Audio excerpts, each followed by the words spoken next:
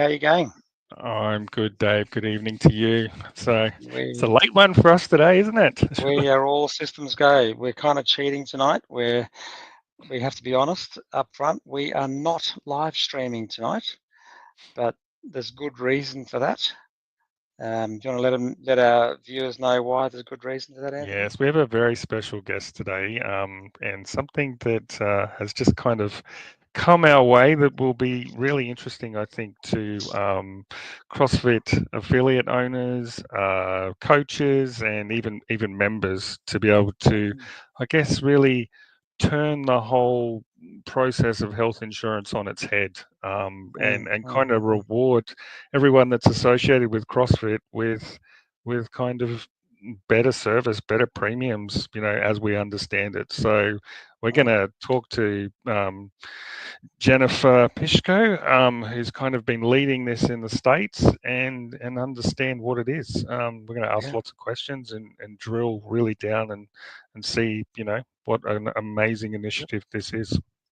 So we're going all the way to Cleveland, Ohio, Chagrin Falls. I don't know where that is, but all I can say is that it's 9 a.m. approximately there, and Jen will come on and let us know what she's been up to since about 5 a.m. this morning, and we'll get into it, hey? Let's bring her on. Well, welcome to the camp, Jen. How are you? Good evening, gentlemen. How are you? Good morning, Jen. Thanks so much for joining us. Yeah, thank you. We've Thank you for having me on. all got pretty busy lives, juggling lots of things, and we're very excited. When I saw that you guys have been doing a bit of a road show on talking about it, it's sort of just come onto the scene fairly suddenly. This whole concept of community care, in particular health. As soon as I saw you'd been on with Andrew Hiller about 3 or 4 weeks ago, you had a fairly long format podcast with Savan Matosian, and that really opened my eyes as to the profound potential that this could have on a global stage. I know it's restricted to the US at the moment, but healthcare is important, probably one of the most important things that a family or an individual seeks out as that insurance. And being associated with CrossFit may, as my little clickbait little thumbnail there is kind of alluding to, slashing premiums for individuals' healthcare if they are associated with forging in not just elite fitness, but forging elite health insurance. So let's deep dive into a little bit of background with yourself, Jen. What how have you got involved in CrossFit and CrossFit health? Let's go all the way back because it might provide some context as to why we're even at this point to begin with. So I've been an affiliate owner for almost 11 years in Chagrin Falls, as you alluded to in the introduction. So small, Main Street USA type Midwest affiliate.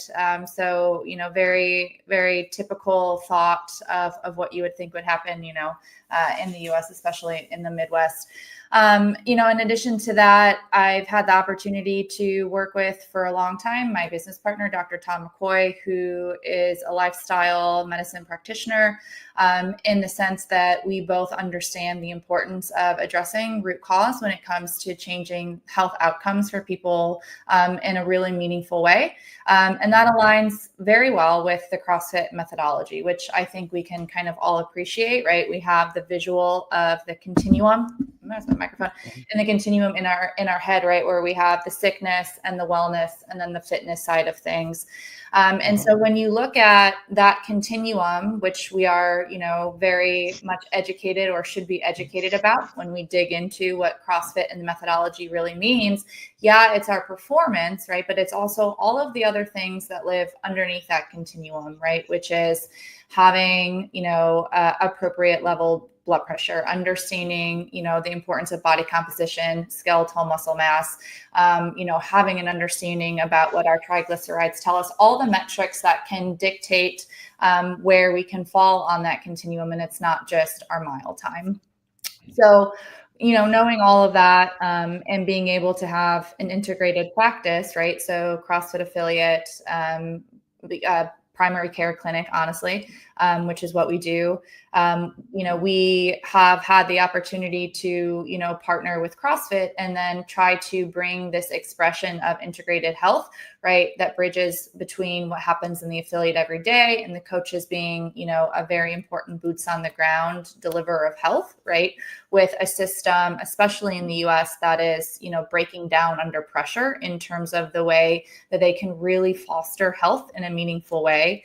And that's really how the medical society started, right? So the CrossFit Medical Society kind of started with that ethos in conjunction with, with our partnership with CrossFit. And then through there, it's just been building out initiatives that allow affiliate owners and coaches to be able to say, okay, I can put myself as a pillar of health in my community, which they already are. They're already doing all the work, right? People come into the affiliate every day. But now we just want to continue to arm them with resources that can be, pushed out in real time to make meaningful, difference and changes in people's lives. So how did you go to leading this? You're the co-founder of this. It's okay to be an affiliate owner, but to step out inside and almost create I'm going to say insurance in inverted commas, but this concept, how did that happen? Yeah. So when the medical society launched, right, for lack of a better word, and I think Dr. Dave, you were part of CrossFit Health. I mean, you had mentioned a while ago, right? So I worked with.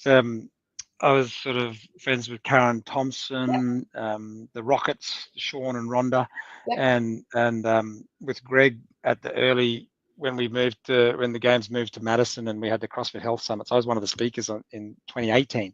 Okay. And CrossFit Health was really building momentum. We had the CrossFit doctors, we had the CrossFit Health sort of community pages. And it all seemed to sort of die off, obviously, when Greg departed. It really just seemed to have lost a lot of momentum. And then I did see the CrossFit Medical Society boot up. I can't sort of place when that happened. But when did it sort of come out as the CrossFit Medical Society as opposed to CrossFit Doctors? Yeah, well, I think what's really important is that, there's a lot of people, yourself included, that are super passionate about what CrossFit means from a health standpoint, right? And what was CrossFit Health when it essentially came together and formed, with that group of super passionate people. I think it was just the continued desire to find a way to put a framework around what we knew was really important. And, Dr. Tom McCoy was also kind of in that wave as well, right? So similar vibe, went to the ranch, got a chance to interact and cross section with all the different types of doctors and physicians and stuff that would do that from 2017 onward. And so that mission for him held true. And as we started to, what we're calling a health home, right? Or a health hub, right? So the real-time practical application of the methodology as a preventative way to deliver healthcare, that's what we started doing back in 2022 in our affiliate, in our private practice. And so it was really just, I think, a synergistic time where, society, especially in the US, is changing in terms of the realization of how sick we are as a society.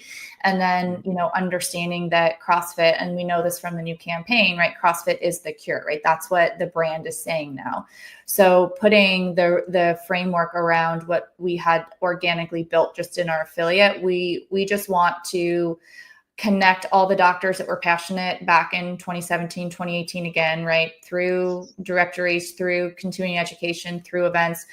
We want to make sure we can give education to affiliate owners that want it. So we just want to support what we know is exciting to people that have been in this space for a long time. back to your question, that being said, part of stepping outside of a dysfunctional sick system, right, especially in the framework of the US, is knowing what you need to put in place if you're not going to be using it anymore.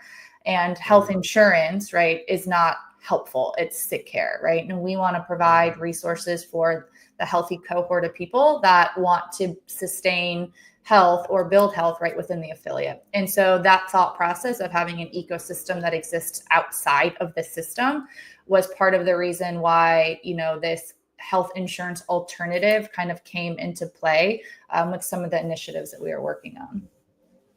So is it correct to say that your affiliate, you yourself and Tom have sort of created or initiated this this collaboration as a crowdfunding health support, I suppose, an alternative to health insurance? Yeah, I mean, under the structure of the CrossFit Medical Society, right, is essentially the partnering entity.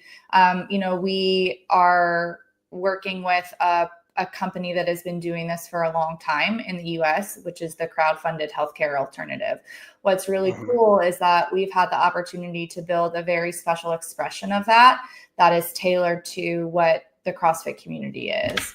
And so, that's just a quick kind of compare and contrast into what our insurance system is, which I think feels very potentially similar to things that might be, on your guys' side of the world.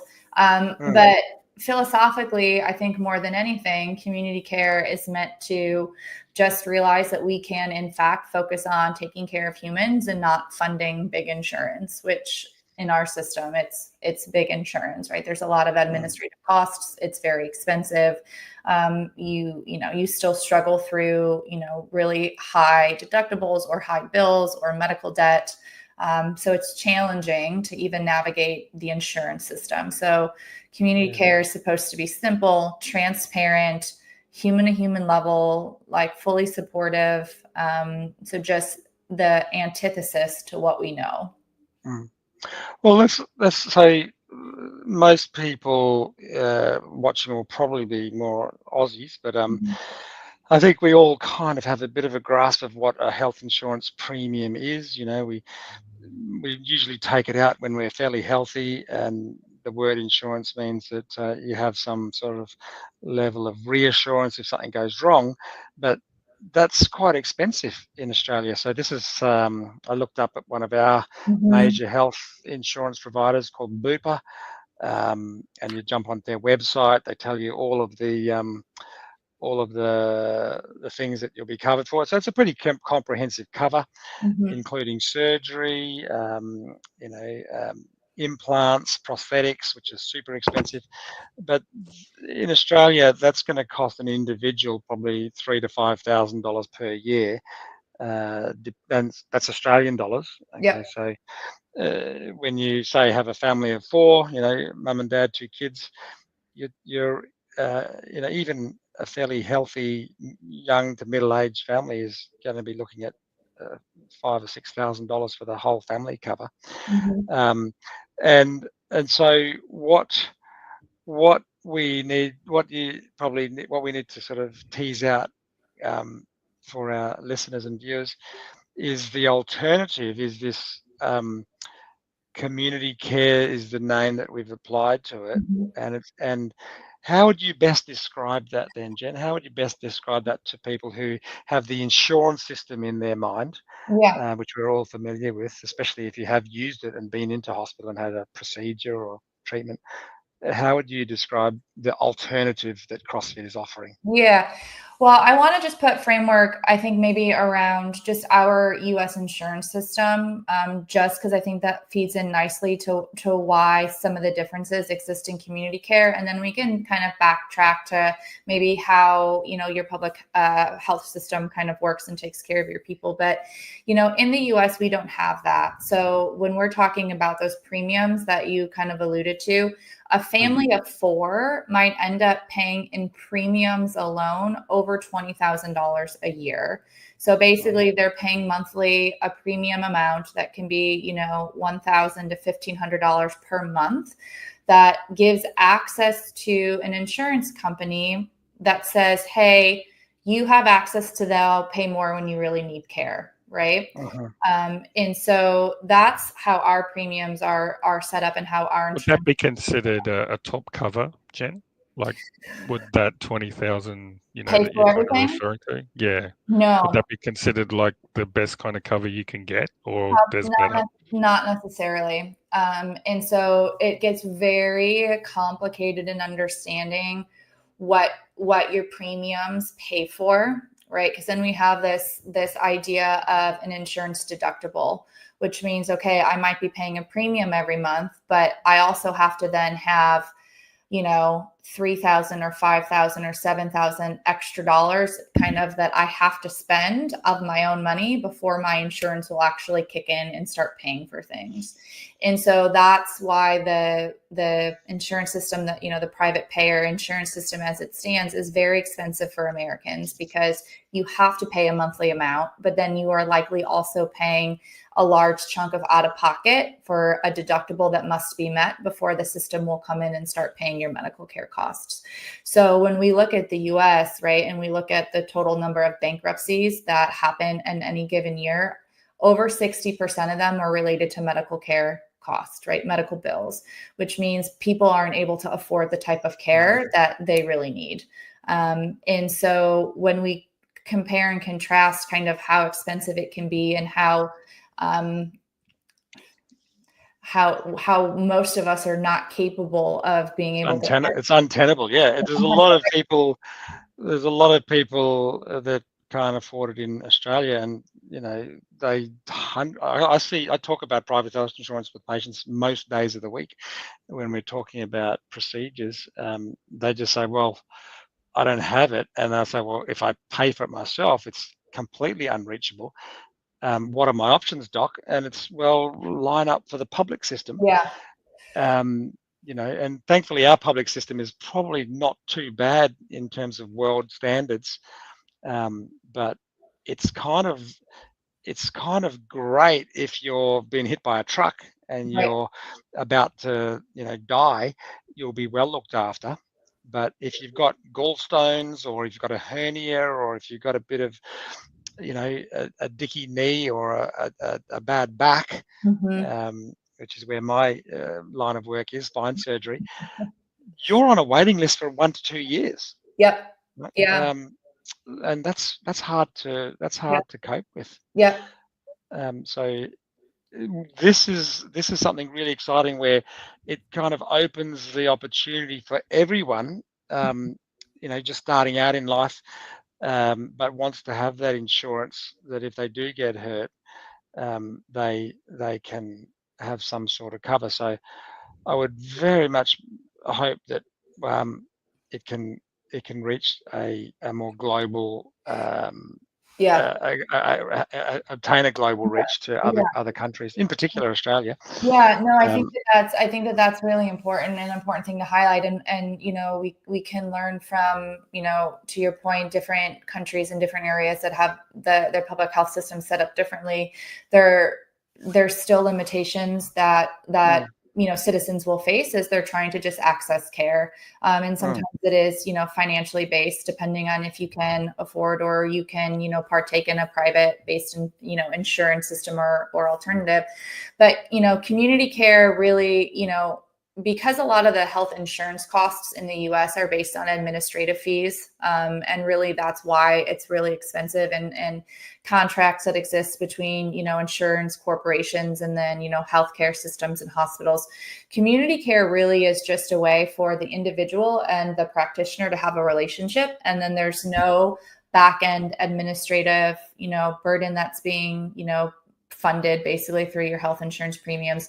There's no, bureaucratic system. What you do is it's you and your doctor, and you're essentially a cash pay person. So Dr. Dave, like that person asked, like if I were to pay for it out of my own pocket, that's would be what they're doing. But what they're doing is they're just putting a small amount into the general community every month so that, if that knee surgery comes up for somebody, that cost gets distributed to everybody that's in the community. And then collectively we help pay that bill, right?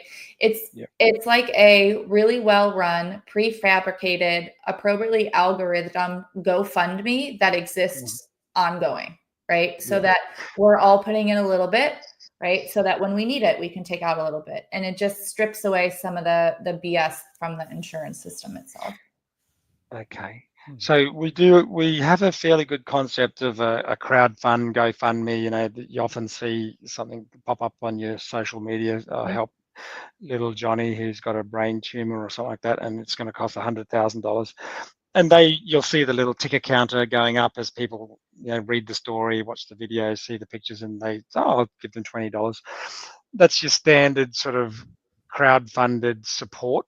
And so this is like an extension and extrapolation of that, that helps people who are associated and engage, or at the moment, CrossFit, a certain type of association with CrossFit methodology. Yep.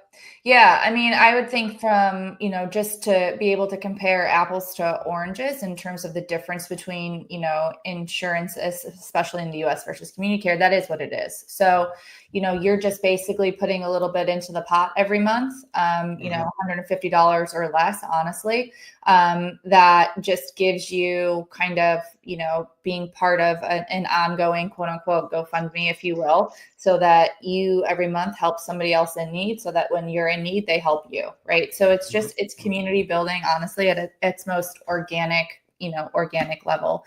And the nice thing is, with being a cash payer in the US, you do have access to much better pricing in terms of your medical services, because you aren't paying for the contracted rates between insurance companies and healthcare systems. So you do get not only lower prices for your care, but also support to pay those lower prices with the community. So do the practitioners welcome that type of arrangement as well? So because obviously, like, sometimes they're benefiting, like especially in Australia, some of them are benefiting from the whole process of insurance, as well as what the government contribution is and all that sort of thing. But as far as America goes, are the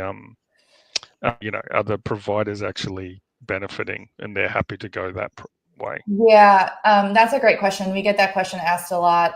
And so the quick answer is yes, they are going that way. So, you can, Tom, my partner, there's, a few actual recent stories of providers that have also been screwed by insurance companies in terms of not getting paid for their services because of, things that maybe were, small fine print, and they're actually not able to keep their lights on, or they have to see so many patients and bill and code them a certain way to get reimbursed from the insurance companies in appropriate fashion. So from an administrative standpoint, it is very burdensome for especially primary care physicians in the US to be able to keep up with the necessary amount of patients to be, paid appropriately. And the same could be said for different types of specialties. And so we are learning, or I am learning on an ongoing basis, how empowering it is for physicians to be able to build relationships with patients specifically and have essentially, a patient-provider relationship based on the exchange of services without kind of the noise of denials and pre-authorizations and additional paperwork and concerns over things that are happening outside of their control. And it just really brings it back to community-based healthcare, which is what we should be striving for. And how, sorry, I think. Sorry, Dave. So, so when you look at, I guess I was looking at your website and understanding that you negotiate like a better price with the provider. Like, how do you do that in terms of because it doesn't seem like it's a big organization. So to kind of cater for that type of negotiation and agreement and all that sort of thing? How is that kind of facilitated? Yeah, so our partnering, the folks that actually run community care for us, right? They've been doing this for a long time. Their team is amazing. They are experienced health advocates that have experience on the legal side of things, that have been working for big corporate insurance companies. In terms of the way that things go in the US, there's an understanding about what fair market price would be for medical services. And it's kind of based off of what our Medicaid system is, right? Which means what the government is paying for services for people that qualify for Medicaid, which is usually those that are on the lower socioeconomic side of things. They do get assistance with healthcare. And so, you know, the inflated costs that come from insurance companies, you know, that's not the cash pay price. That's not the fair market value. So it's a very streamlined process to have your care advocates, you know, essentially go to the healthcare system and be like, no, this is actually what fair market value is, and this is what we're going to pay you for. And so it's not as complicated as it would seem. Is that a mandatory, or can the provider of health services say, screw you, this is what we charge, this is the bill, we're not going to Yeah, I mean, negotiate? Yeah, so there's some nuances with that. When it comes to insurance prices, they cannot negotiate most of the time. You know, insurance companies have contracts with hospitals and healthcare systems that say if you're using, you know, if you're billing insurance, this is the cost of the service, right? And you will bill for that. They have more freedom to negotiate or change rates when it's their own decision-making process, as they're not in contract with insurance companies. So it gets a little bit nitty-gritty to it. There's some other information or things to consider, you know, in and around, you know, one way or another, most of the time Americans are paying something out of pocket for their healthcare, right? Because we talked about they have to do their premium, right? But then they also have this deductible number, and that's assuming that, you know, they're paying the first $5,000, $7,500 of their big bills, right, themselves. There's a very small percentage of money that's actually recovered by the hospital system from the out-of-pocket payments from individuals, because they're going into medical bankruptcy, right? So they're already assuming that any money that has to come from the individual to the healthcare system is a very small percentage that they're going to cover, right? So when you think about that, and somebody calls you and says, I'm actually going to pay you in full for your services, but it's going to be this amount of money, it's more than they're banking on recovering anyways, right? So they are motivated to negotiate because they're already planning on writing a loss off, because they know that Americans, for the most part, can't always afford what actually has to be paid out of pocket. Yes. Wow. So that medical bankruptcy term is because it's a loss for them. They can cut their losses by going, okay, well, we'll drop the fee and get all of it, recoup all of it, than actually not get any of it because someone declares medical bankruptcy. Exactly. Yeah. And so is is crowd care, well, is this so like let's the make sure, underwriter, or is go look at Crowd Health. So I think that might be, so Crowd Health is the is a parent company, not Crowd Care. Oh, okay. So righto. Similar idea, different company. So that's not our Crowd Health. Nothing. It's called It's Crowd called Health. Join Crowd Health is the URL. Can you bring that up, Anthony? And so what I might do, there's a recent commercial or an ad that we debuted it at the games. Yeah. Let's add that to the stage and not in your favor. You've been sold the idea that health insurance has your back, but you're not a person to them. You're a number, a stat. It was never about your health. It's about their profit margins. But there's another way. It's community care, a healthcare system powered by the same values that make CrossFit more than just a workout, a community that helps each other, covers each other, and rises together. Right. There we go. What have you got there, Anthony? You got Crowd Health, right? Yep. That's Crowd Health. Mhm. Okay. So how does that work?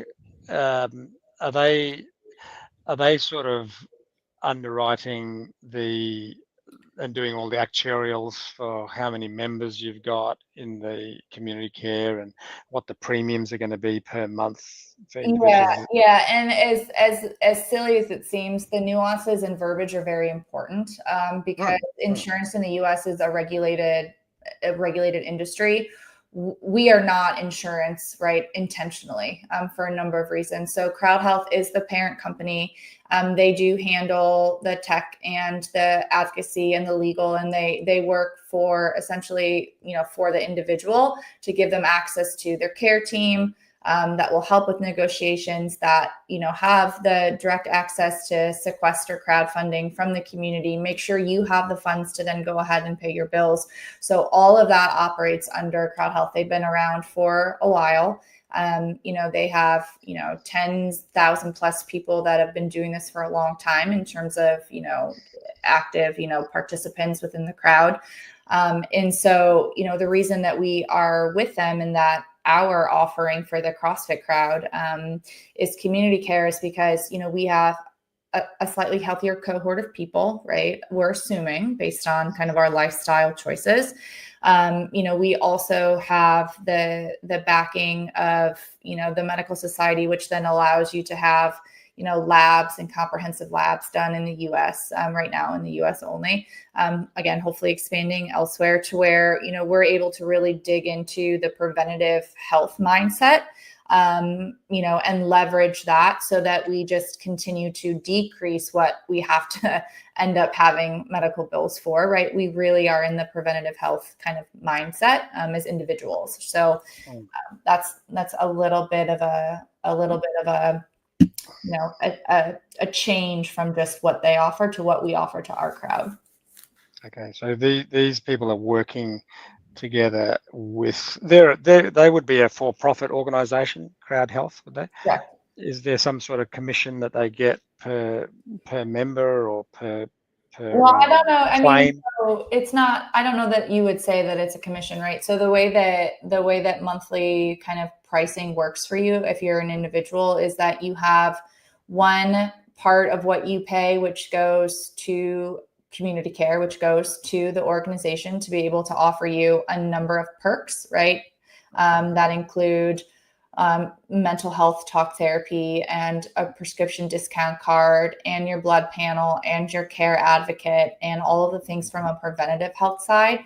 And, that's $55 per month per person, right? And the value of that in and of itself compared to what you don't get with insurance is insane.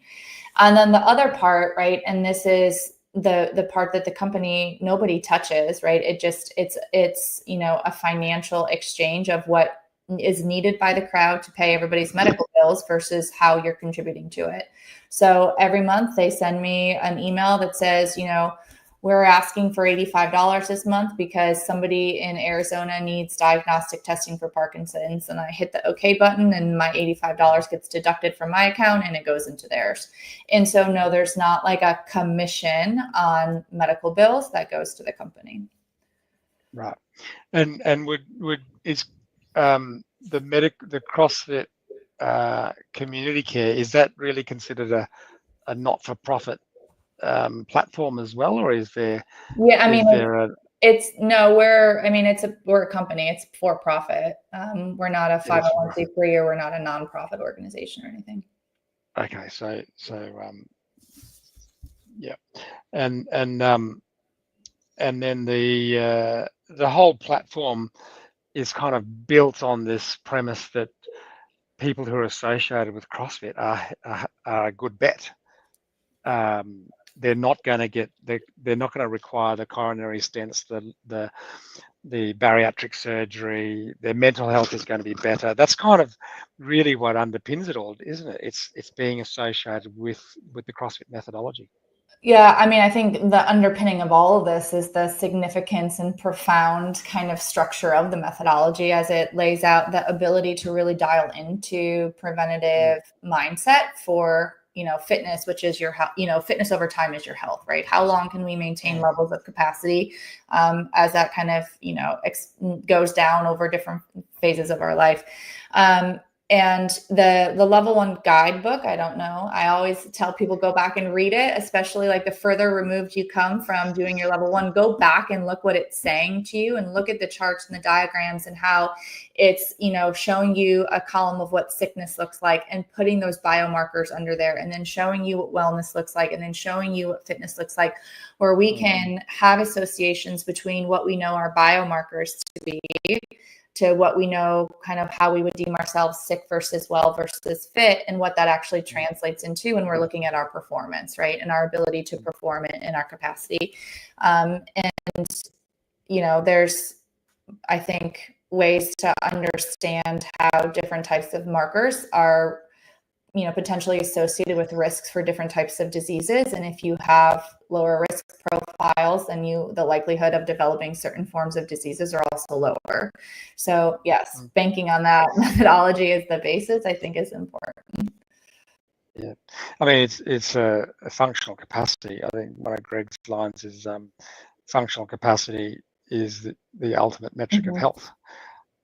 It will just play out that if you have a high functional capacity, all of your metabolic markers will probably be pretty good too. Your fasting insulin, your triglycerides, and your CRP, and all those numbers will be good.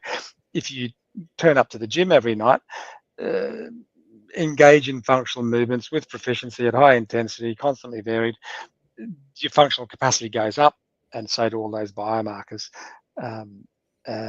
So as an affiliate owner, we can almost advertise that, hey, don't just join our box and become a CrossFitter to look good, to feel good, but you can almost have it as an extra line.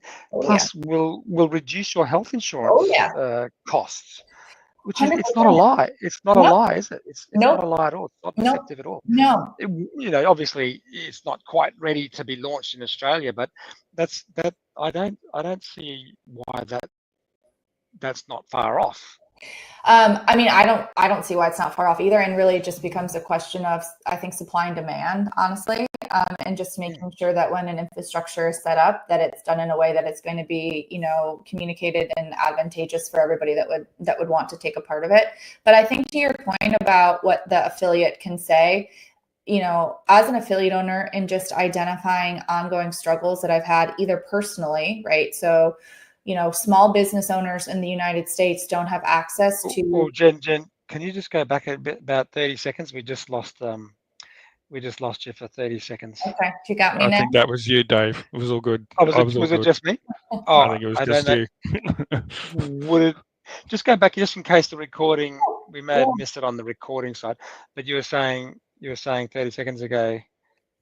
So I was going to go into just kind of, understanding struggles that affiliate owners have just from personal experiences, right? Like in the US, because we don't have a public health system, small business owners don't have access to employer-based insurance, right? So like if you work for a big company, a lot of times your employer will help pay for your benefits so that the individual doesn't have to assume all that cost. It's really challenging in the US if you own your own small business. Nobody's helping me pay for health insurance, and affiliate owners are small business owners, which means, the 4,000 or 5,000 plus affiliates that are in the US, all of us are trying to figure out how we're supposed to get health insurance for ourselves, for our families, right? Nobody's paying for that for us.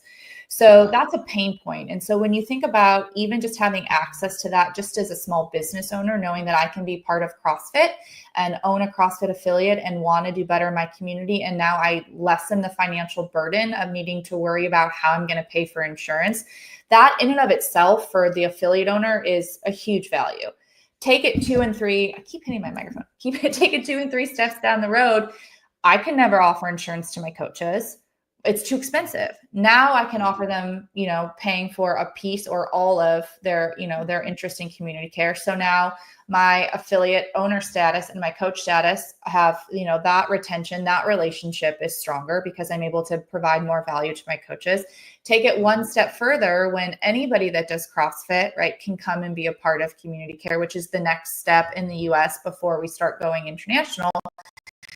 And that would be to your point. Now, as an affiliate owner, I can say, yes, I can give you fitness. I can educate you on the importance of lifestyle medicine, but I'm also going to help you save a shit ton of money on your health insurance, right? Because you're going to come in here. And so when we're looking at things that are really going to change the trajectory of what we can do from a dysfunctional system, and I don't care what part of the world you are in, there's opportunity to make it better. We need to start. Oh no, did you just lose me?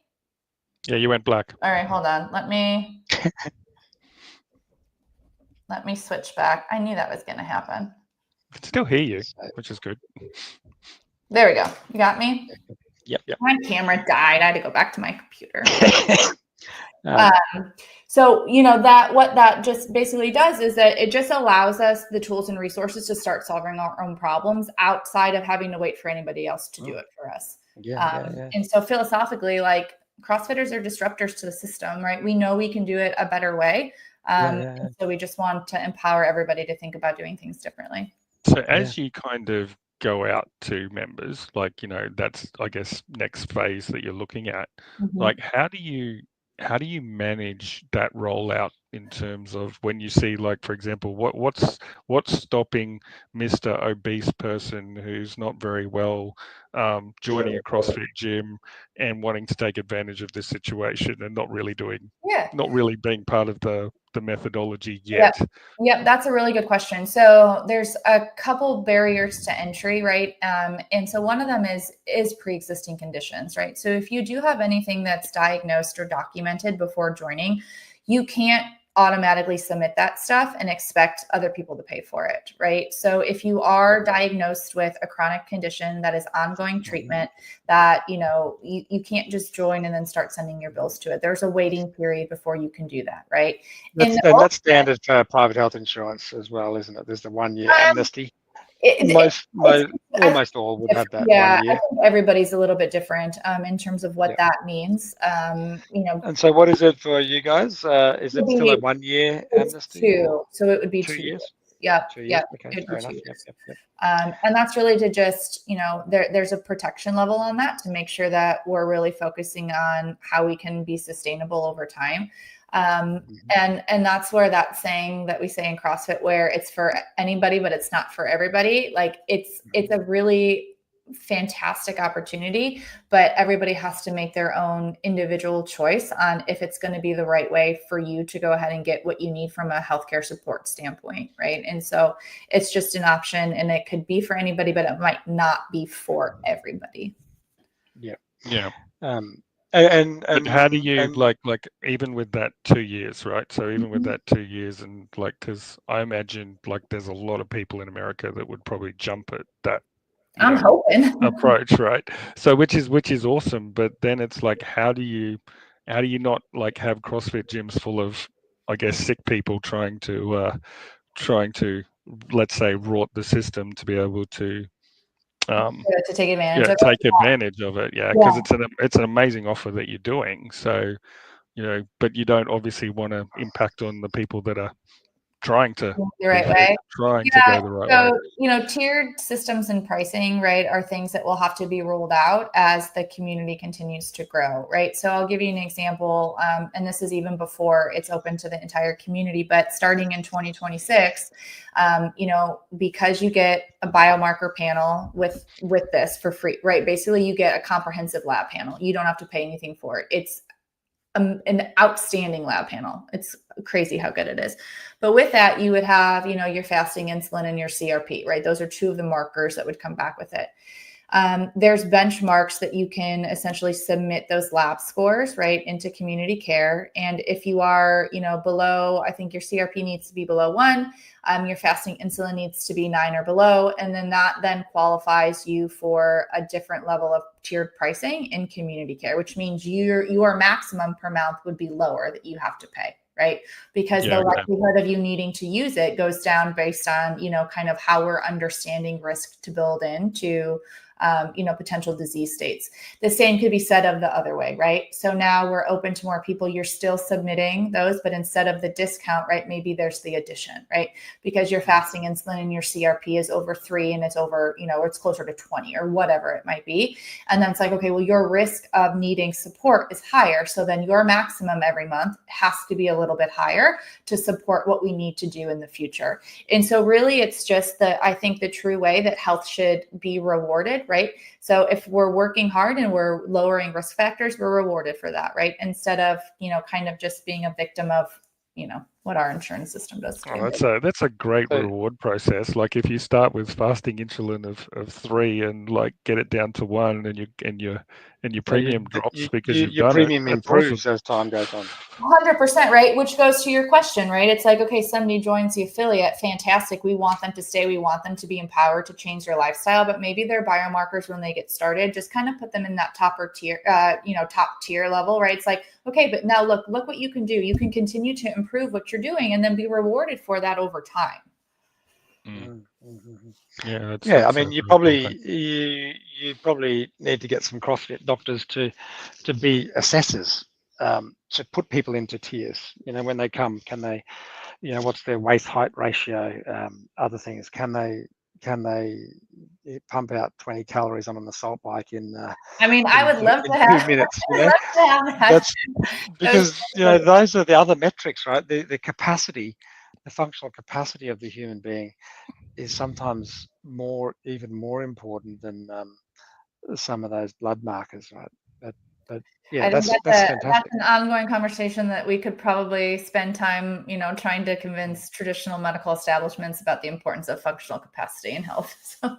Yeah, because there really isn't any other. Like we've been talking about in our own board meetings at our hospital, at our private hospital, because lots and lots of people are dropping their health insurance in Australia because they just can't afford it with inflation anymore.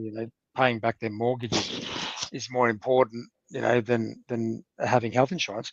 So I'm seeing a lot of patients who just can't come into private health insurance. So we've been talking about. So you call them cash pay patients. We would refer to that as a self-funded patient. Yeah, and you could say that. You could say that same thing too, right? Self-funded.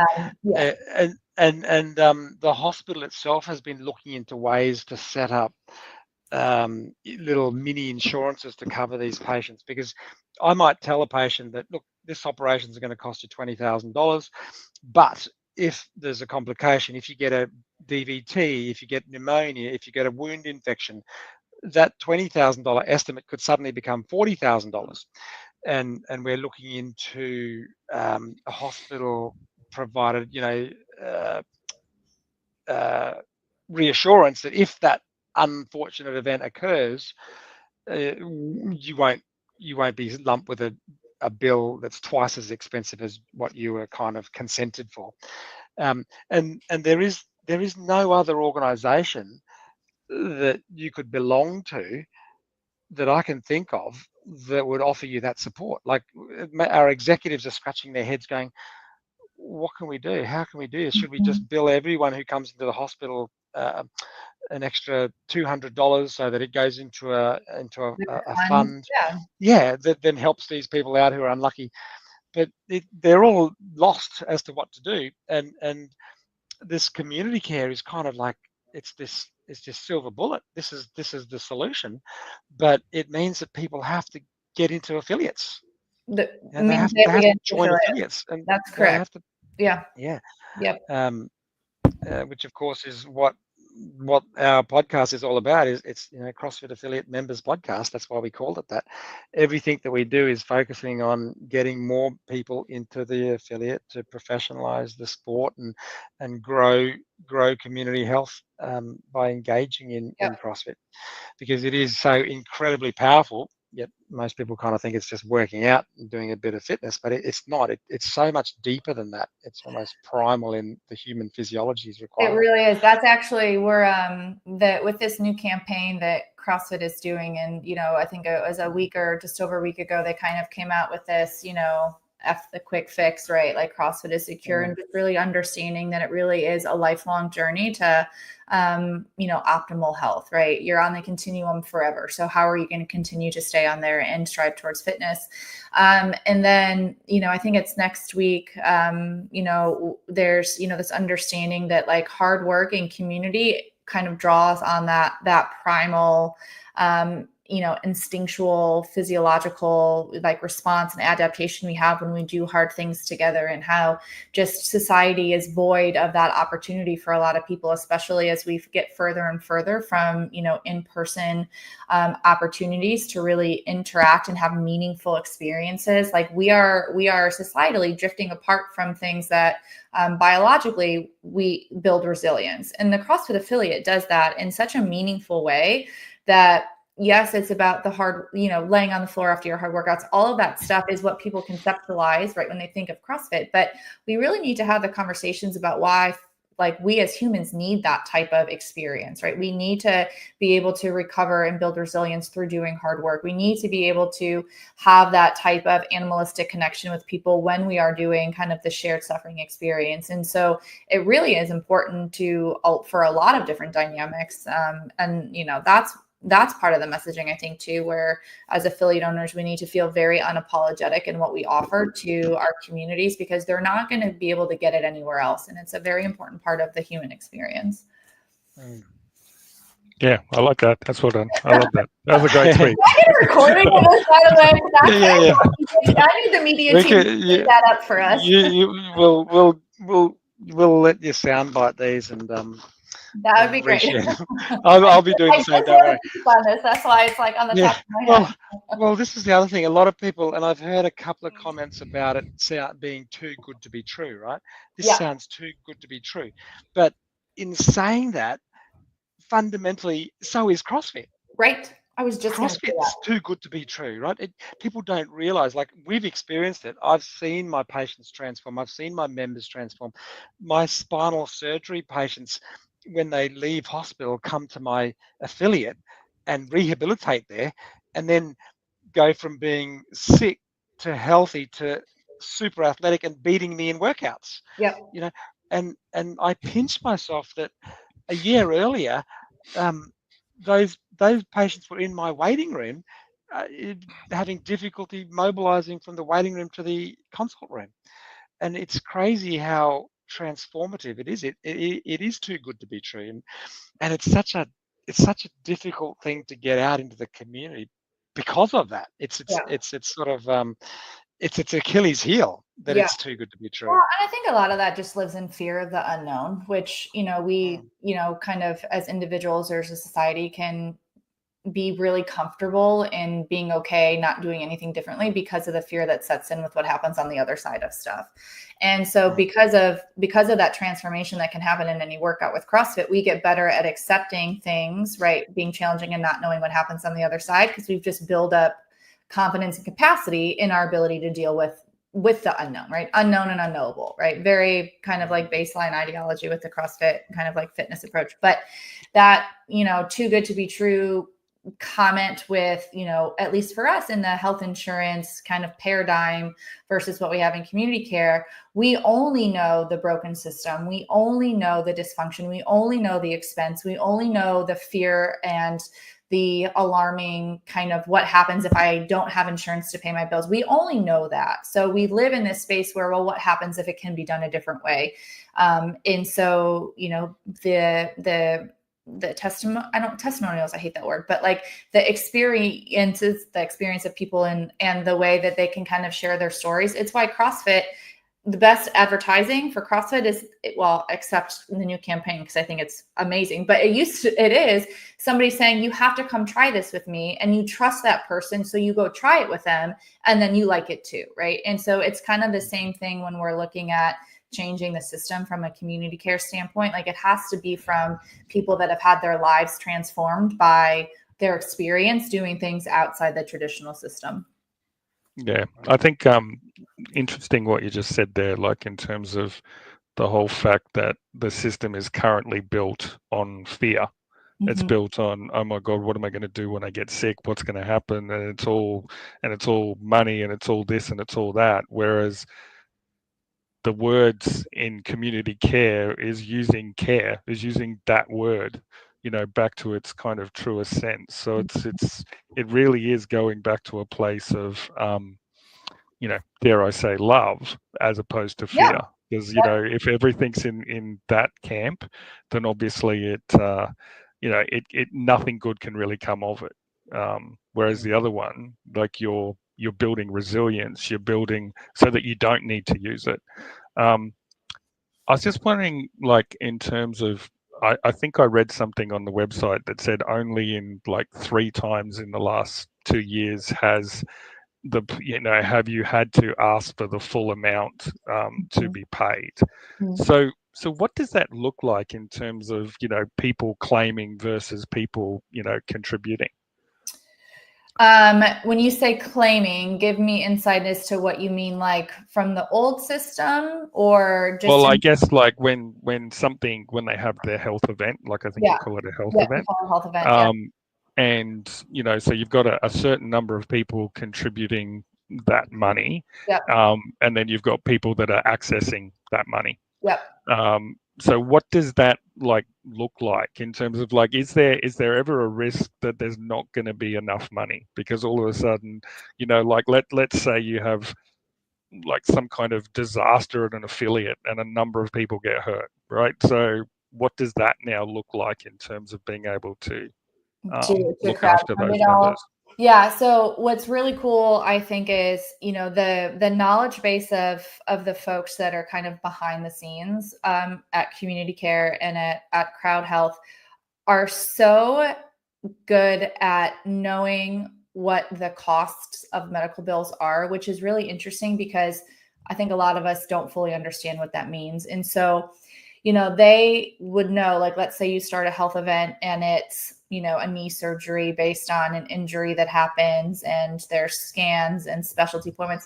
They know and can extrapolate out, okay, it's going to be this type of surgery. We know it's going to be like that. We know the hospital stay is typically on average 2 days. We know the recovery process is typically 6 weeks. They know all of that, right? And they know what it should cost, right? And so then that's essentially kind of divvied out over the length of the term of the health event. And then it's divided up by month and then by person, right? So it's not like you're necessarily going to have, oh, I'm pregnant. And then one day it's just going to be, okay, now you have to pay me $200,000. It's going to be okay, we know pregnancy is 9 months. We know there's this many OB appointments. We know it's typically this hospital stay. We know this is what prenatal care looks like. Maybe we build in a buffer because we know that the theoretical, need for NICU is this percentage of things and it's this cost. So it's very smart, right? It's very smart in knowing how we need to think about the best way to prepare when a health event gets started, through the length of the health event, what the cost should be, based on these, fair market pricing, right, of things. And so then it's about constant kind of planning and reevaluation and monitoring the growth of the crowd and all of that, right? And same could be said for cancers, right? Melanoma, this is what it costs. This is how many treatments. This is what it would be if it was chemo. Those scenarios we know those. We know the answers to them. They've been doing it for so long. So and then it's just percentages and, probability and all that sort of thing, I guess, that kind of calculates it. Some very fancy software that is constantly updating, I would imagine, with algorithms with members. It's probably AI, Dave. Well, let's hope not. Someone very smart behind the buttons. But is there anything that is not covered?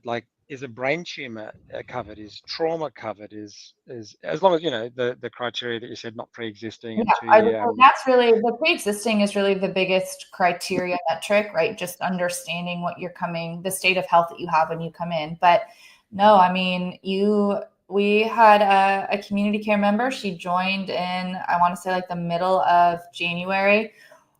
You get wellness visits are included. So you get the opportunity to go and see a practitioner of your choice kind of for a wellness visit of whatever you want. Could be a women's health specialist, could be whatever you want, skin doc, skin check, doesn't matter. So we had somebody that joined, to her knowledge, Perfect Health, went for her yearly kind of like wellness exam, found out she, was having some sort of uterine fibroid situation, like needed labs and ultrasounds and biopsies, ended up with a hysterectomy, like a very big, scary kind of health event, like totally fine.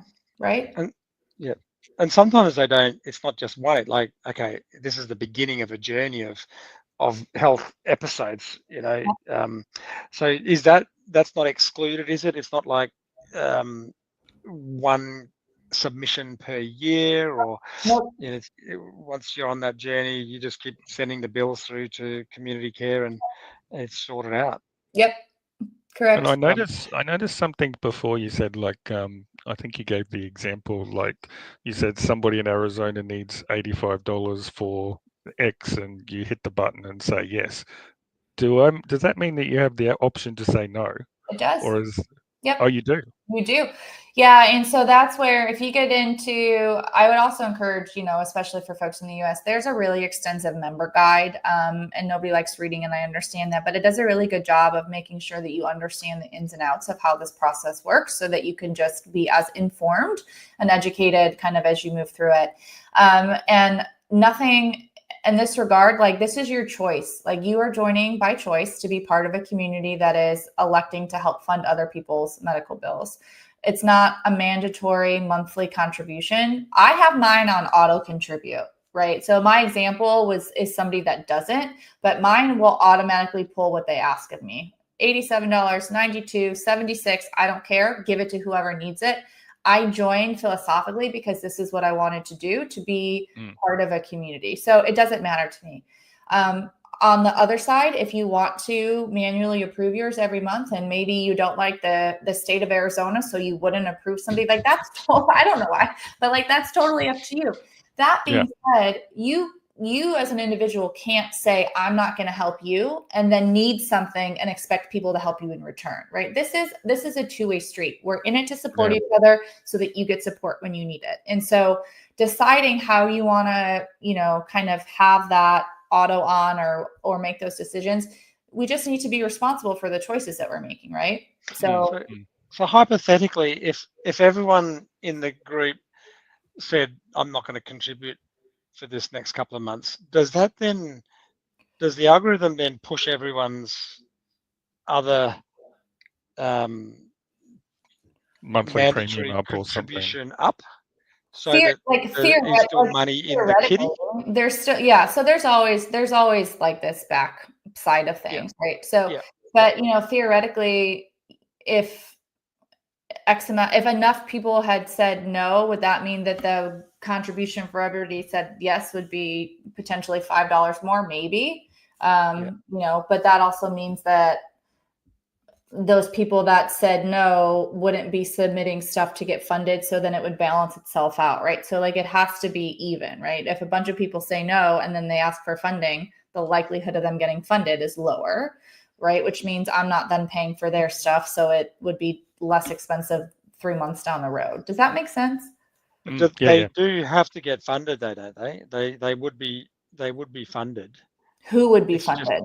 The people that were good, like had a good generosity score, and then other people were just being dickheads. So can you be turned down and not funded for your health event? Theoretically, if you are not a active funder, then the likelihood of you being funded in full goes down. Okay.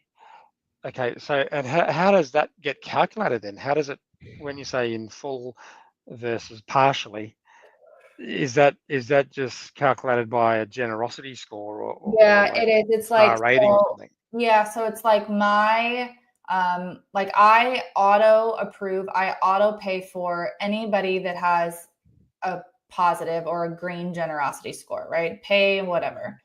I would get notified and be like, somebody with a red score, a red generosity score, which means they didn't they weren't active in the community, has submitted bills for funding. It is your choice, right? If you want to support them, knowing that they didn't support other people, I would still do it. Again, it doesn't matter to me. I'm here to make whatever. But that's how that gets divvied up. But what's really interesting is that in the tenure of the company, I think they have almost a full 98% fully funded rate, and the 2% that weren't fully funded were poor scores, right? And they still got some funding, but they were poor scores. Okay. Yeah, and that really makes sense because you're in it for the community. So you see that. So can you actually see who needs the money? Like you won't see their name. It says a woman in Arizona needed testing for Parkinson's, but I don't know who that woman is, right? All right. Tom, this past month, his contribution went to a NICU stay for a woman in Arkansas. So what the health situation is, that they're a green or red or whatever they are. The health condition, the demographic or the geographic location, but you don't know who the individual is. That's protected. And is there a cap on that monthly? Is there a cap on, so you might go into this whole collaboration fund just accepting that there's a cap, which would probably still be better than any other health insurance.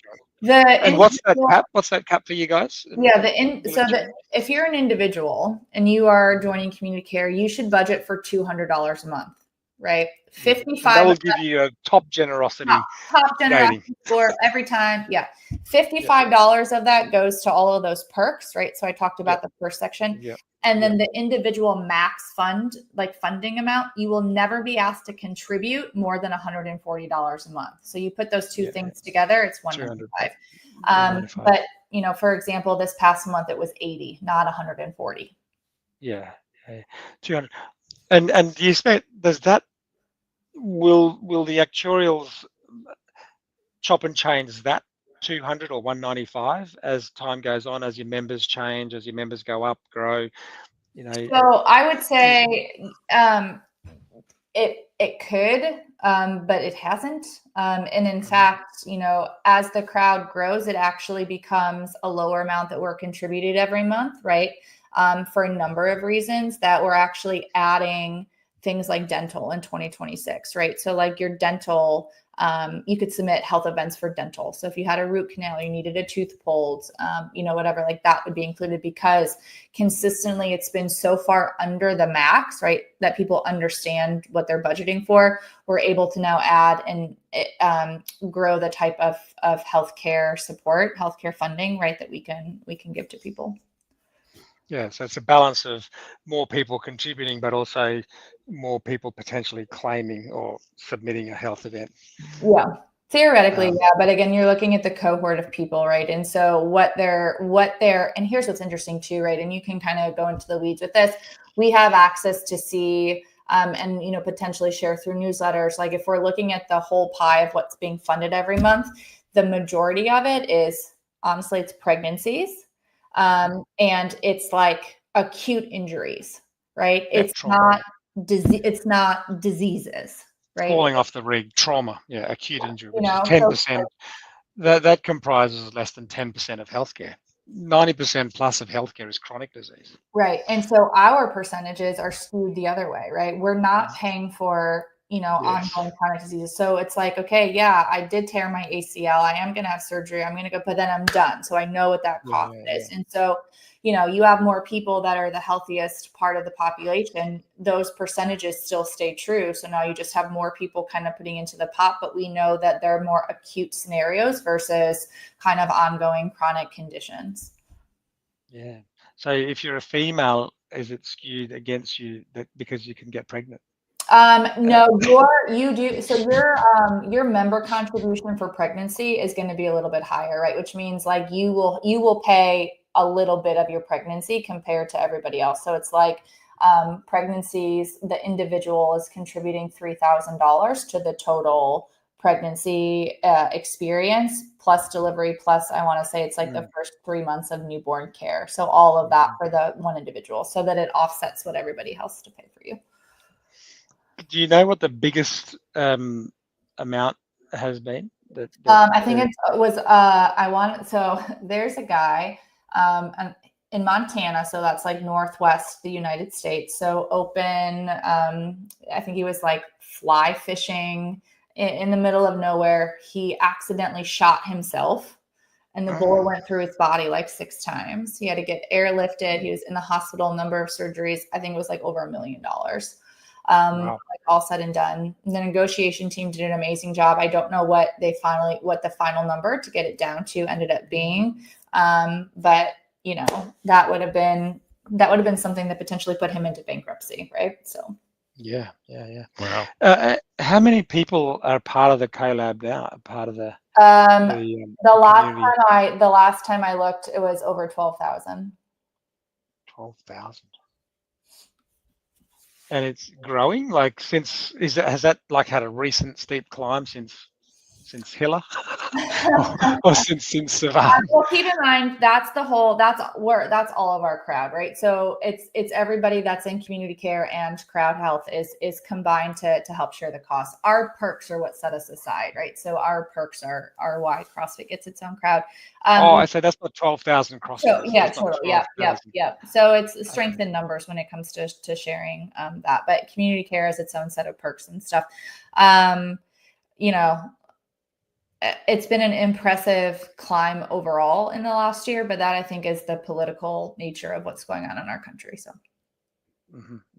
Yeah, I mean, you've got Kennedy, who's like, I saw. I don't know if you saw Kennedy doing the 50 pull-ups and 100 push-ups or something. Yeah, I saw somebody call him out for not doing good reps, though. I did see that he got caught. His push-ups were a little bit questionable. His pull-ups looked all right, so he could do more pull-ups than me. But the 10-minute time cap or something that he had, and he did it in 5:45. I went, wow, that's good. That's pretty impressive. Yeah. That's pretty impressive. So you're definitely going in the right direction, I think. I think we're going in the right direction for sure. So and then there's a kickback. There's a kickback for affiliate owners, I believe. Is that something like that where every member that you sign up to crowd the community care, there's an affiliate owner kickback? Yep, that it's essentially your reward for talking about it and helping people understand that there's an alternative way. But yeah, for anybody that uses your individual, URL, for lack of a better word, there's a $250 kind of like kickback. I don't know the right word, but like a referral kind of bonus that you get. So like if I own my affiliate, I have 10 coaches, let's say they all got on to community care through my code, it would be $250 per person comes back to the owner or whoever had the code. Right. And so think about what that means for affiliates when they can offer this to their 200 members and, every month, maybe 3 or 4 sign up as they come in, or they've crossed the whatever it is, 3-month waiting period, this, that, and the other. And so it can really be a revenue generator for affiliates. Absolutely. I would be excited to be talking about this with our members, and even scrapping my own private health insurance and switching over to such a sort of model.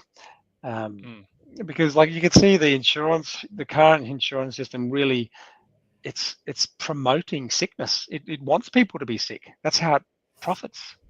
I mean, there's that. It's reactive. I mean, I don't think it's at least from my experience in the U.S. It's challenging to have it be a system that can focus on prevention and have the physicians have the time to have the conversations that are meaningful with patients. Like it's not set up for success in that way. So it does profit, and it has to profit off of procedures and inpatient hospital stays and pharmaceuticals and stuff. That's how it makes its money. Yeah. Wow. I want to come back to one of the questions because you didn't actually answer it, Jen. Okay. So sorry about that. So, but how did you become a part of this? Like you're a CrossFit affiliate owner. Like this is a big role that you've stepped into, right? So, I mean, I opened my affiliate however long ago, 2014. And I was in it, like it was what I was going to do. CrossFit is going to change the world. And I've never stepped off of that hill and stopped sharing that mission. And when Tom and I started actively, building a practice within our community and kind of going back to community-based medicine focused on lifestyle prevention and being able to use as a framework, when we started the medical society, when we had the opportunity to take, what was the CrossFit Health, initiative for however long it was part of CrossFit, and, envision what it could look like if we wanted to change with the times in terms of having a return to community-based medicine, what would that look like? Having a health insurance alternative as part of that is really important. If we're going to help educate people on the importance of stepping out of the sick care system, we need to have them to have a place to go. And so it was a natural partnership to have a solution ready to be kind of put into that slot. So it kind of happened organically. It 100% happened organically. Like, all of this has been a synergistic expression of, I think, the hopes and the visions and the dreams for a lot of people that know that the answer to what is ailing a lot of us is CrossFit. And it's just to make it as robust an opportunity for everybody to be part of it as possible. All right. So when's it going to come to Australia? I feel like we need to unpack that a little bit more. It's really, it's the framework and the structure. It's not anything that needs to be reinvented. It's really just honestly understanding your banking system, to be perfectly honest with you, because everything's got different rules and regulations with that. So it's expandable everywhere. We just, you get a bill and you just need help with someone paying it. I'm interested in the time frame. Like, how quickly does the exchange of monies happen? If hospitals will normally give you a month to pay your bill, and then you start getting someone knocking on your door. How does it work there? A little bit of it's dependent on the negotiation process, right? So how quickly do things go back and forth? But once everything's like, cool, this is what we'll pay you, cool, this is what we'll accept, you get funded in 5 to 7 days. So once everybody's like, got it, closed, right? Money gets in your account within 5-7 days and you're paying it. So it's a really quick turnaround time. And really it's to make it as hands-off for the individual as possible, right? So you let the team do what they do best, which is, they're just as, motivated to fight the system as we are, which is really cool. And so they're really fantastic advocates for it. So. Exciting. Very cool. Yeah. Well, let us be involved. Well, I would say, I did want to share a couple things. So it's free to join the medical society, right? So anybody and everybody can join. So any one of those groups of people, providers of any discipline or specialty, CrossFit affiliate owners and coaches, community members, like, even if it's just to get our newsletter, join, right? That way we can keep everybody up to date with stuff that we have going on. 2025 was really focused on, making sure that we were kind of doing our due diligence and spreading a lot of this education in the US. But I will tell you that 2026, I am very excited to spread wings into the kind of the global community and just understand more about the healthcare challenges that are going on all over the place. And again, they're different. How they can be solved, they're different. The advocates in each country and region are going to be helpful and different. But this idea of the affiliate being the health hub for the community is global. And I think if we can just start moving some of the pieces in the direct center to how to best make that happen for like you guys or, folks in the UK or, wherever, we're really going to be set up in a position where CrossFit is going to be the thing that saves the world. We have good friends of ours at Coaches Congress that are doing the Coaches Congress event, which is kind of in conjunction around the time that the Down Under Championship is happening, which is October 23rd and 24th. Unfortunately, we won't be able to make the trip this year, but there's a lot of good education and connection points with CrossFit affiliate owners, coaches. I think some of the country managers are going to be there. And so that just provides an opportunity to start having some of these next level conversations, like together in one spot, do brainstorming. So if anybody's listening to this, I was at the Coaches Congress in Berlin and at London last year.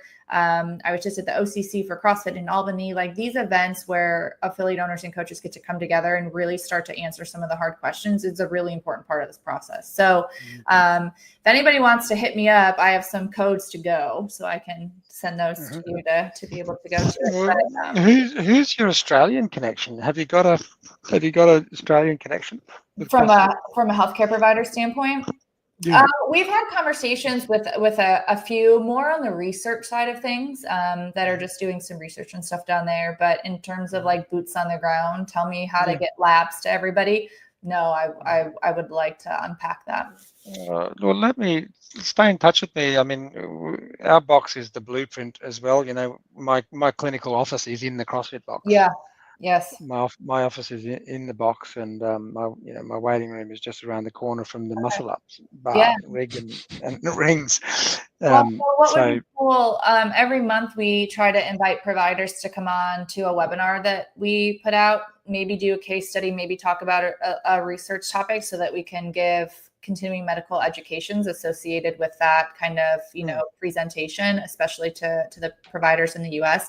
But to your point, Dr. Dave, like that would be a really good opportunity to highlight the work that is going on in Australia, and maybe share some case studies of folks that changed their health in your box. And especially with spine, back pain, it seems to be affecting every second we haven't professional CrossFitter. Pain management and movement mechanics would be a fantastic topic. So I would definitely be into having you on to talk about that. Yeah, it'd be a pleasure. Well, I think I've exhausted all of my questions, and I'm sold on it that it is too good to be true. It is truer than it is. It is true to its word, I should say. You've done a very good job, Jen. Like to convince Dave that this is awesome. You've hit the mark. Well, growing up in the medical community and the medical science, you just see all the broken stuff that Greg talked about, and fixing up the mess. It's just a gargantuan task. Driven by corporate greed. There's no reason why we have to have 70% of the population overweight or obese. That is just absolutely an embarrassment on the medical community. I agree. And I think that there's no better people than the ones that are closest to their community, and that's affiliate owners. And so if we're going on the counter side, right, of corporate greed and people that have such disconnection to the individuals that truly need help, like affiliates are the answer to that problematic systemic question.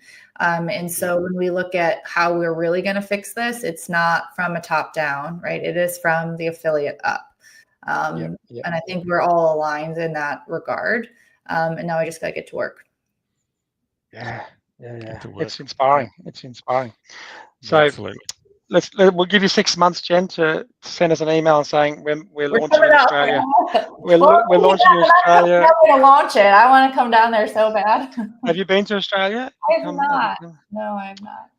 Well, we've got Pierre-Claire Toomey, Ricky Gerard, Jay Crouch, Maddie Sturt. I know all of them. They're great. They're a great crew. Yeah. I have the privilege of working. And we've got such a small population, so pro rata, we're doing pretty good at the elite levels as well. All right. Well, there was nothing else you wanted to add in. Thank you Jen, so much. let you get on. Yeah, I really. It's nice to know that there's such interest in this in different areas, and how it can, how we can still figure out ways to work together to make everybody, fix these problems. And so it was really cool. I appreciate that the opportunity. Absolutely. We do talk about nutrition, Anthony and I, a lot. I'm a friend of Professor Tim Noakes. I introduced Tim to his first CrossFit workout. There you go. Do you know Tim? Professor Noakes? I don't know him, no.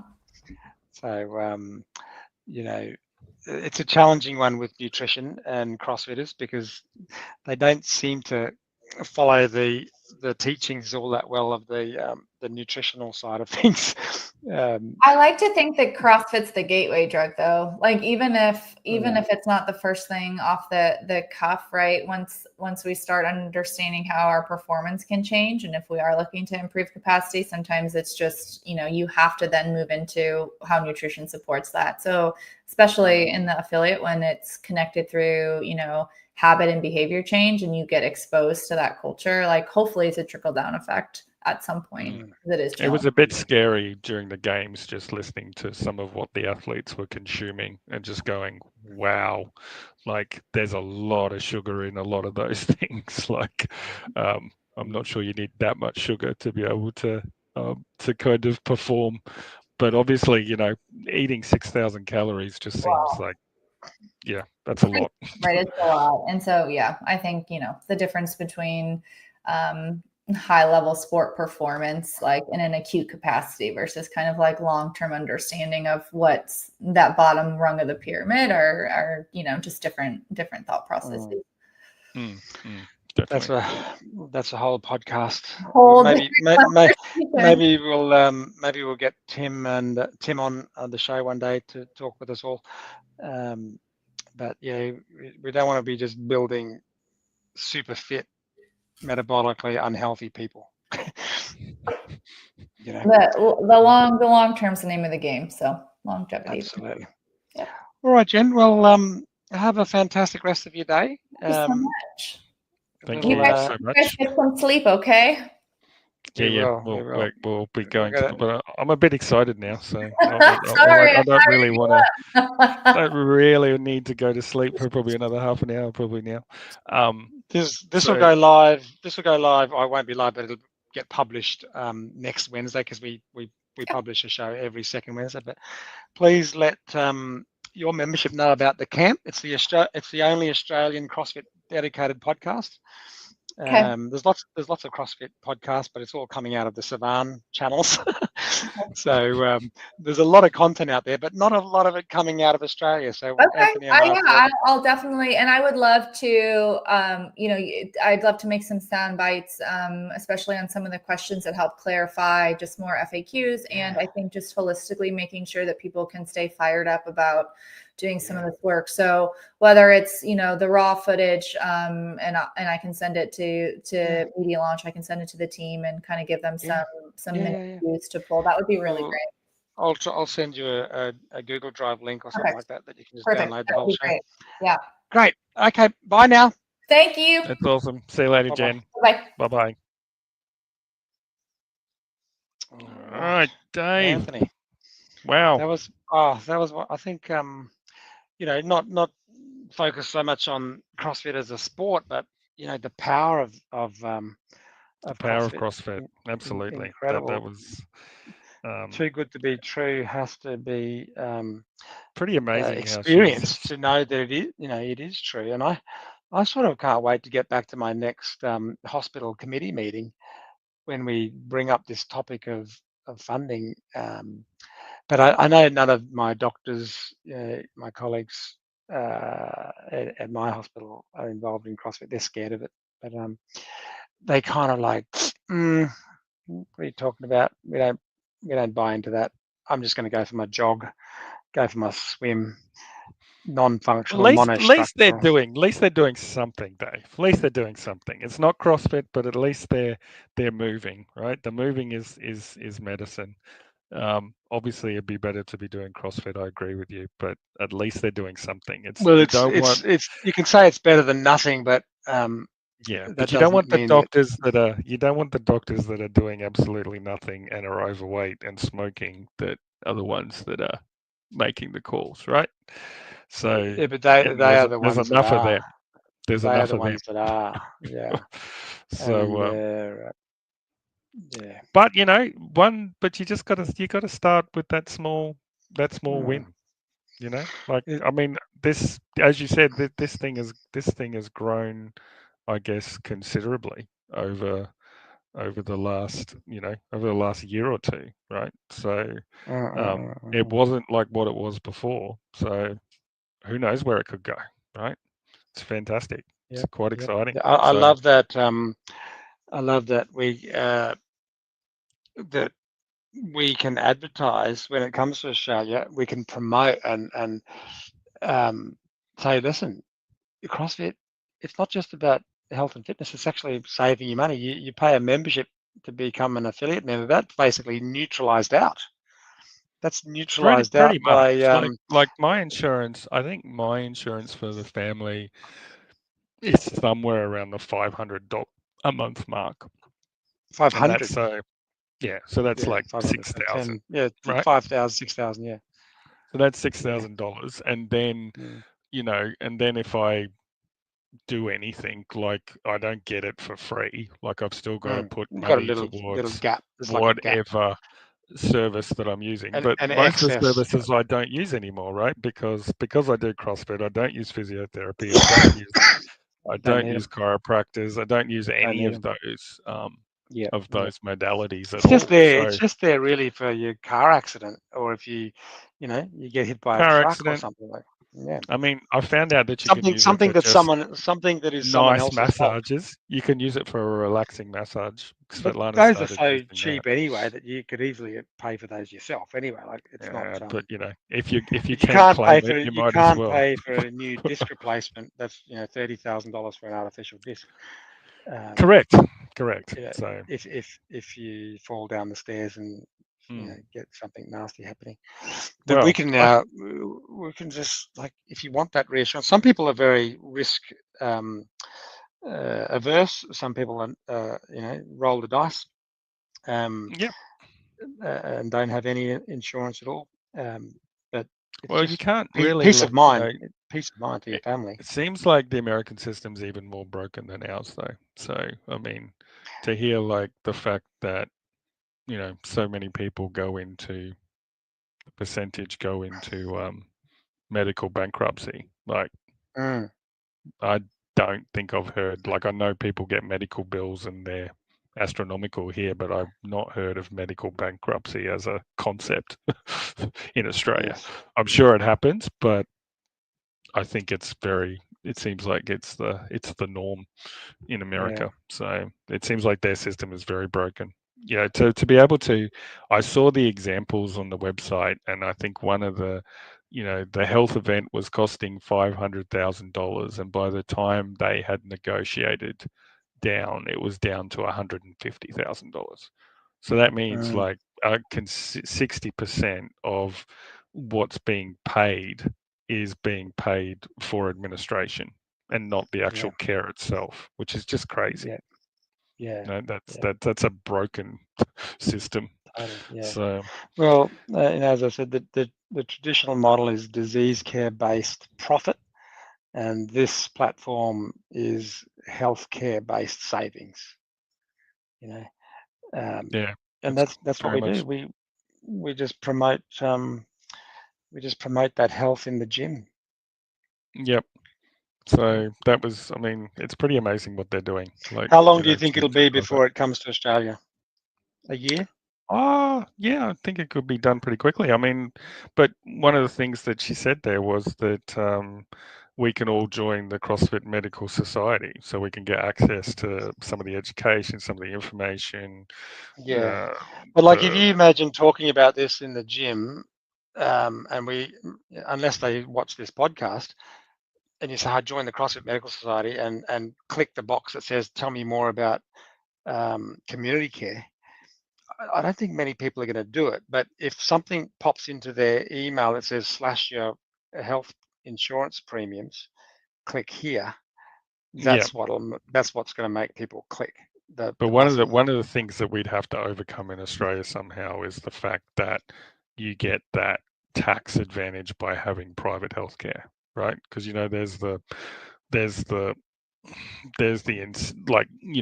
remember when I came back, the Medicare levy. Yeah, and you've got to because you've got to have private care so you don't have to pay. But you can have that. That's just got to be the lowest level cover. That's got to be the lowest level private health insurance cover that then indemnifies you against the Medicare levy surcharge. So that doesn't have to be a very high amount, or you might just say, screw it, I'll just pay the Medicare levy. Yeah, well, it might be and worth I've that, right? If you've got like a decent kind of got this other thing. alternative which is actually able to deal with it. So, I Mm. mean, how, like, from a personal perspective, Dave, like if people walk in and just want to pay cash, would you be able to do that cheaper than dealing through the insurance companies? Or do you find that the insurance companies don't, you're not dealing with No, I would just be complexity treating there? them. I would just be treating that patient for my surgical fees. I would be just treating that patient as what she called a cash pay patient, or we just call them self funders. But have you found, like, because I mean, you're dealing with it firsthand, right? So in terms of the kind of the levy, the administration from dealing with the insurance companies, extra makes it a lot more expensive in Australia, or would you say that it's a fair value through the insurance? Like, as we saw with the example, it could be upwards of an extra 60-70% that you're paying, that you're not actually getting the care, you're just paying the administration. Does Australia have a Well, similar kind of problem? you've got two ways of billing. I can bill a private health insurance for the patient's care, or I can just say to the patient, this is the fee, and you claim back from your private health insurance fund. Right. Okay, so I have two options, and I generally will just say to the patient, look, this is what it costs, and based on what your level of cover is, and which fund you're with, this is how much you'll get back. Or Yeah. you ring them up. So just say my fee for a spinal fusion is $5,000. So Yep. some funds might give them back 4,000. Some funds might give them back 3,000. Yeah. So I can stay at arm's length from the private health insurer. Yeah. Some practices might go, oh look, don't worry, you don't have to pay a cent. I will just send all my bills to the private health insurer, and I'll accept what they pay me. Right. Okay, so there's two ways of doing it. If the patient does not have any insurance at all, the patient just has to pay that surgical fee, anaesthetist fee, assistant fee, the hospital fee, the theatre fee, so the number of nights in hospital. They just get all the bills in their inbox, and they've got to pay them. Okay, so that's a self-funder, which is what community care. You get all these bills as a self-funder, email them off to community care, and hope that people see you as a what did you call them? And what kind of a high generosity score? What kind which of is interesting percentage because of? Yeah, absolutely. But what kind of percentage of if you've just patients got would you say? Sorry, you it's go. growing. The number of self-funders is growing. Yeah, okay. There is That's what a I was going to ask. distinctive increase in people who don't have private health insurance. They just cannot afford it, and they say, like, I can't, pay the mortgage if I have. We would have to sell our house if I buy private health insurance, because So when you bank would have be. those people that are self-funded, are you seeing that? Are you turning away people simply because they just can't afford the care? No, it's not that we're turning them away. I'm still seeing them, but they get told what needs to be done or what can But help and them, that's and what I mean. So when you, they then load onto the public health system. Okay. So now you create stress on the public health system, that's sort of already buckling, and now your waiting period to see a specialist clinic for a hip replacement or a spinal fusion blows out to 18 months. Okay, so it's a okay. self-fulfilling prophecy. Now that guy is not working because he can't Mm. work because he's got his disc prolapse. He's not paying taxes. He's not contributing. It's this feedback of the economical slippery slope.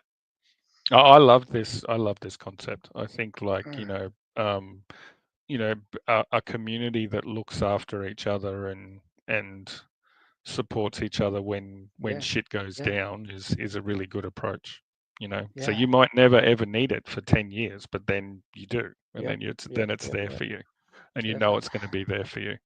which is effectively an insurance, right? That's what we call. It's like your house Yeah, insurance, but but it's that but it's just crowdfunded by the healthy crowd. I do wonder, like, I mean, they would have to address the concept of that privacy information, because if you were like, if there's enough, it's like, oh, it's in Brisbane and it's a woman and, blah, blah, it's for X, you're going to be Yeah, able to potentially identify who that person is. Like, I don't know if they name the affiliate or it's just the location or what it is, but there's a good chance, like, if you're a contributing member, and you're going to know people's medical history to a certain degree, so yeah, not the that's right. whole I mean, I medical don't even history, think I but don't even know why that's necessary. Like, you just get your premium, you just get your monthly bill, and you just pay it, just like we do now. Like, I don't even know why I you think, need to. yeah, it's interesting, that generosity It could score almost thing. be I fixed. think I don't even know why it has to change. Like, why can't it just be a fixed amount? Like, just say $200. Like, that's still because so much cheaper. they would they only want to use what they need. So that's That's right. the thing, right? So if it's a maximum of 140, but I But it only could just need be divided 82 over the whole this week, community, right? but It could if just I be only need distributed. $82 this week, then Yeah. I only want to pay $82. I don't want to pay Everyone pays 140. $82. That's why I thought that it would be a across the board amount that everyone pays. I didn't appreciate that you could opt Mm, out of your generosity score. Um, I thought it would just be a fluctuating, like a stock market type of price, that everyone just pays the same amount based on the expenditure and the members that you've got. But in Australia, I think it's so much easier to do it like that than mm. have a generosity score, because you might be generous, but you just lost your job or something or other, or whatever the heck. It's not Yeah, that you're yeah, not generous. You just can't pay that. You just can't pay that month. for this I particular mean, month. Yeah. and then you lose a star on your generosity score, and someone goes, "Oh, I'm not helping him next time because he didn't get he's only a 3-star generosity." So I don't know. Yeah, yeah, That's yeah. probably, out of everything we talked about, that was kind of my only, like, can that one be tightened up a little bit? Mm, mm. Where But yeah, I think the concept is very good. And as I said, like, it's not really a big issue for them. Only nine, like, out of 100%, only 2% of no, people are not paying the amount, and I don't know what that means. Like, if it's just a one-off that they didn't pay because they didn't have the money that month, versus I'm just not mm, contributing. Like, or there's a big difference there, right? their So credit card expired or something like that, and so they, that yeah, sometimes happens. Shit, I haven't paid my monthly premium because my credit card, I had to mm, change my credit card. They got exactly, scammed or exactly. something. Um, but No, but yeah, that was a great chat, man. Great questions. Awesome. Another interview super down. friendly. So Who's in the pipeline for us, Anthony? who's in the pipeline? So we have some New Zealand podcasters that are doing something NZ similar to us. Cruise. So Okay, we've got them that's next. in So 2 that should weeks' be time, exciting. and then in 4 weeks' And time, yeah, well, it looks like we'll be able to bring in. Oh my God, what's wrong with me? What's wrong with CrossFit my Games mind? athlete It's too Bill, William hey, Bill, Will Leahy. Will Bill Leahy. Leahy Yes, the it's fourth, not it's just Will 12:43 a.m. in the Will morning. Leahy I'm the fourth, starting to CrossFit get Games tired. athlete, came 27th at the CrossFit Games. Yeah, so Um, that'll be exciting to have a chat with him. So yeah, he hasn't confirmed, but we were in chats, and he said he's he's not keen. in So Cleveland, Ohio. He's not in Cleveland, Ohio. I hope not. I don't know where he is, Otherwise, we have to do but another 11 p.m. show. yeah, But anyway, but we'll end on please like, share, subscribe to the channel. Let other people know that we're yeah, come doing on, the show. Dave. We're getting into the grounds of Savan and Hiller. We've got the same Oh guest that yeah, was on thousands, Savan and Hiller, right? So thousands. Yeah, how good is that? thousands. So That is great. She is so obliging, so nice. Didn't hesitate to get back to us. when we send her a message. The DMs aren't always the most effective way to get in touch with people, but if anyone out there watches it and has someone that they do know and you think would be a great guest on the show, please send us a comment or a message, and give us a introduction. Yeah, absolutely. All right. All right, mate. Good night. Till next time. I'll catch See you ya. tomorrow, 5 o'clock session tomorrow, 5 p.m. Absolutely. See you, mate. Bye.